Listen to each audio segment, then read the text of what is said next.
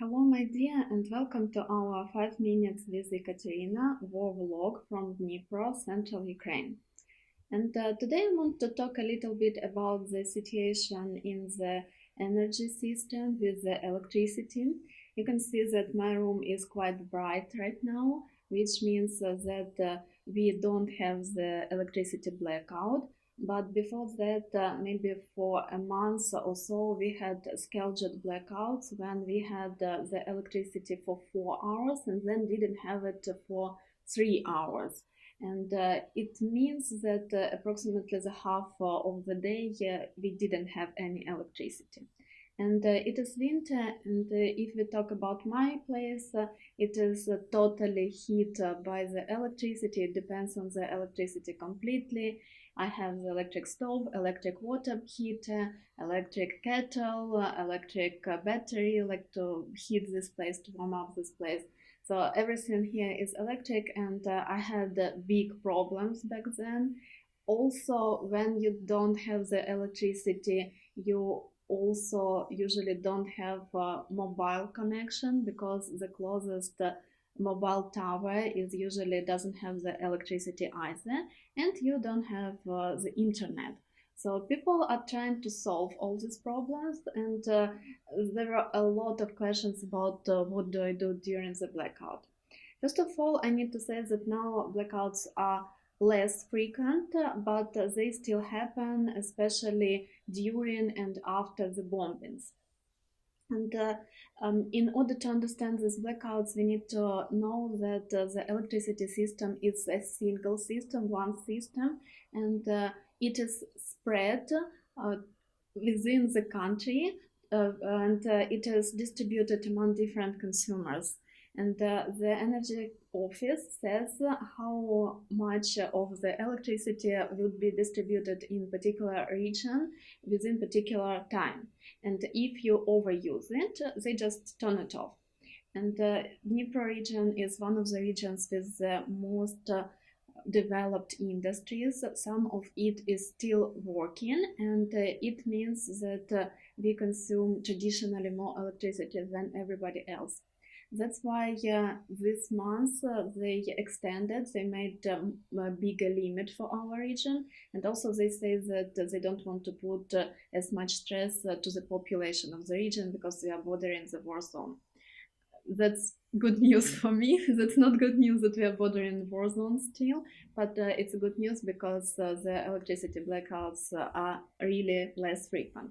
But the recent rocket attack which happened on the last week, it also damaged a few transmitters in the region, and again this says that probably we would have the emergency blackouts which would be more frequent.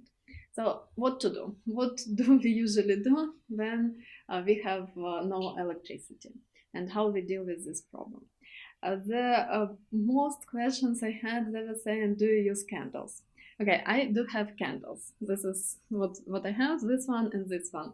And you see that this one is only a little bit used, and this one I'm using maybe for 5 years when I feel like I'm in the mood.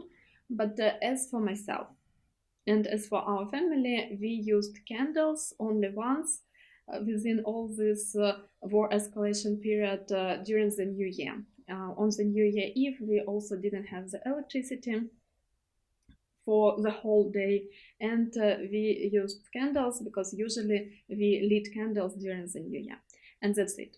So I personally don't use candles because of the smoke, because it is a danger of fire and it doesn't give enough light anyway. But many people do use it, and usually they use like this long white candles, more traditional, and one candle now costs from 15 to 20 hryvnias. My choice is a little bit different, and it is changing over time because in the very beginning of the war escalation in March, I bought flashlights for myself and for my family. These guys were extremely cheap back then. I don't know for what reason, but we bought them very cheap. And they are working from 3 small batteries like this. So you have 3 of them, and they also would cost you probably the same 20 hryvnias, but they would last longer. It's not the fire dangers, and it gives you the better light. I don't know if you can see it, probably like this. So, and they have the side light, so it's much better for me. It's much better than using the candles and being in constant danger of burning something, which I'm clumsy. I can burn anything anytime.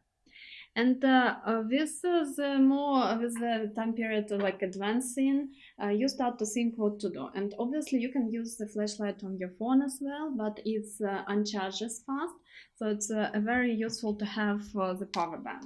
So power banks are pretty common, and within the very short period when the blackout started, which was autumn, the power banks were gone from the market basically, and they become like twice as much as they cost in Europe.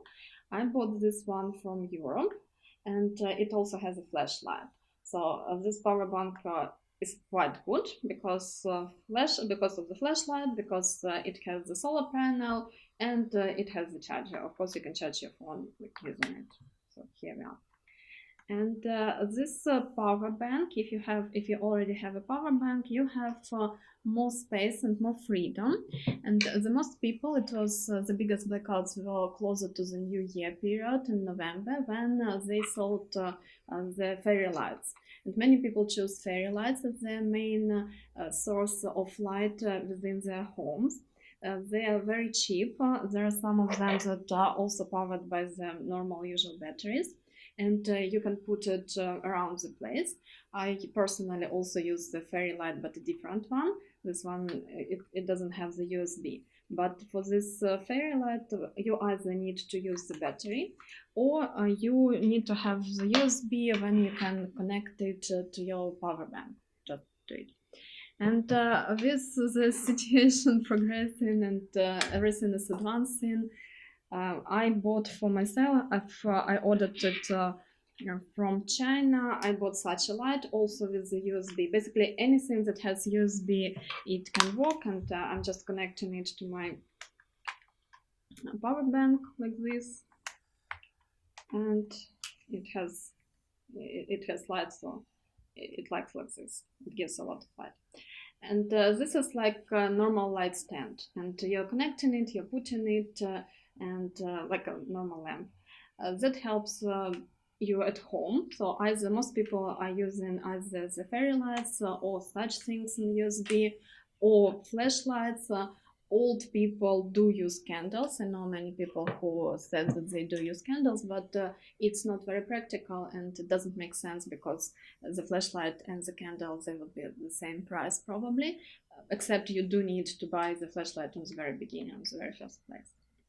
And another problem is that when you are going out, you need to also light your way, because if there is a blackout, there is no light outside. The city lights are also not working, and for this you can use your phone, you can use a flashlight, and it's very common now to have such light reflecting stickers. You put it on your clothing. These ones are for children. These such ones you wrap around your hand. I see the children and adults use them alike, and I personally use it. The stickers I would also use, but it doesn't stick to my clothing, so I don't know why it doesn't work for me. And what I stick to my clothing is such a reflection of just it's a strip or ribbon, whatever, and I just sticked it with two sides tape. So it's what I have on my clothing.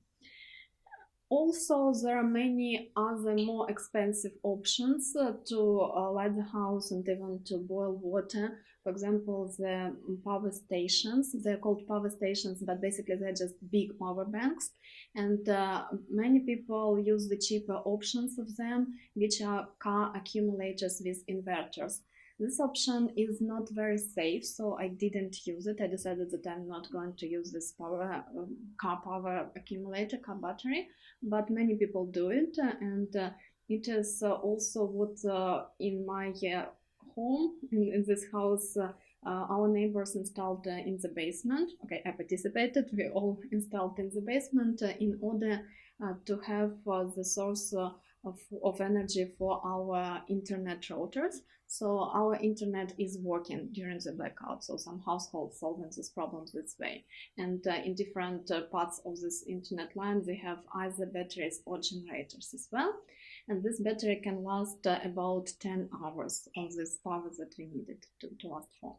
Maybe you hear this clicking sounds, it's just my heater, sorry for it. And also you can, so many people using this batteries, many people using just fairy lights. Some people can buy these big power banks, which are called power stations. Nobody buys them with solar panels, and it is just something you need to charge within the day. And if you have the big enough thing, you can you can feed the whole house with the electricity, but you need to make the separate socket. Some people don't make the separate sockets, and it's very dangerous. And we had fires around the city caused by misusage of all these batteries. That's basically what we do. That's how we try to handle it. The hardest situation is with the heating, because if the heating doesn't work in winter, it doesn't work. And we are very lucky this winter. It's extremely hot for Dnipro. Right now we have 0 temperatures, and the coldest nights were like -11 in December, and now we have -6, -7 during night. But the situation, I want to remind you that the situation is different at the front line, and there they had -20. It's only 200 kilometers from here, but the climate is different, and they had even -20 during this hardest days, coldest days. That's it. So that's what I personally use for lighting up my house. If you have any questions, please put them down there below this video.